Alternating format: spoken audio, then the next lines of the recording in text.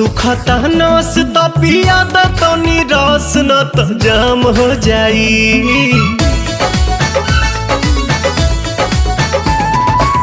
सुखता नस त पिया द तनी रस न त जाम हो जाई, न त जाम हो जाई। ए राजा चलो ना पिपरवा के तरवा ओही जे सारा काम हो जाई। ए राजा चलो ना पिपरवा के तरवा ओही जे सारा काम हो जाई। जानी बात टरकाव यही लागे ढरकाव रानिया जुरी में उठावा के पानी। बड़ा तेज बट धूप सब राजा रूप देखो काहे में फंसी जवानी। राजा चलो ना पिपरवा के तरवा ओही जे सारा काम हो जाई। ए राजा चलो ना पिपरवा के तरवा ओही जे सारा काम हो जाई।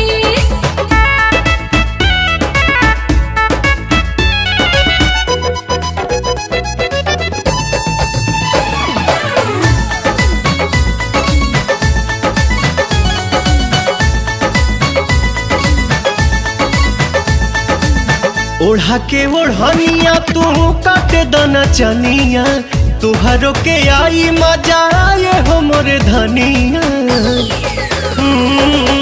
ओढ़ा के ओढ़निया तू काटे दना चनिया, तुहरो के आई मजा आए हो मोरे धनिया। नशा में नतीजा कुल बिगाड़ देबो हो, सारा इज्जत के बेइज्जत में लसार देबो हो। कहीं इतना डेरालू तू त झूठे अगर आलू रानी कहतानी बात हम सही।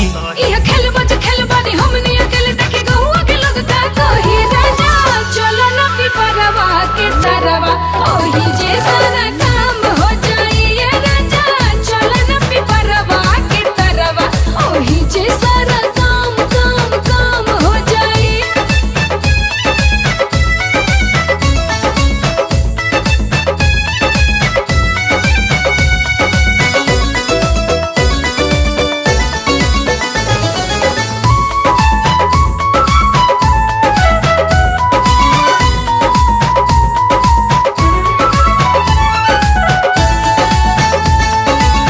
गाल धके मस कब तबे जाके घस कब, सपना में देखल चीज सोझावा से चस कब। गाल धके मस कब तबे जाके घस कब, सपना में देखल चीज सोझावा से चस मोरे कब। सोना मोरे हीरा तू तो बड़ा पागल आइल, लागे मना मना बात कुली खोला तू फाइल। बाटे खड़ा दोपहर मन मारता लहर रानी मनवा के कैसे मनाही। छोड़ जाए दाए जान चल खइला ने मन अब कइलो न जाता नहीं। राजा चलो ना पिपरवा के तरवा ओही जे सारा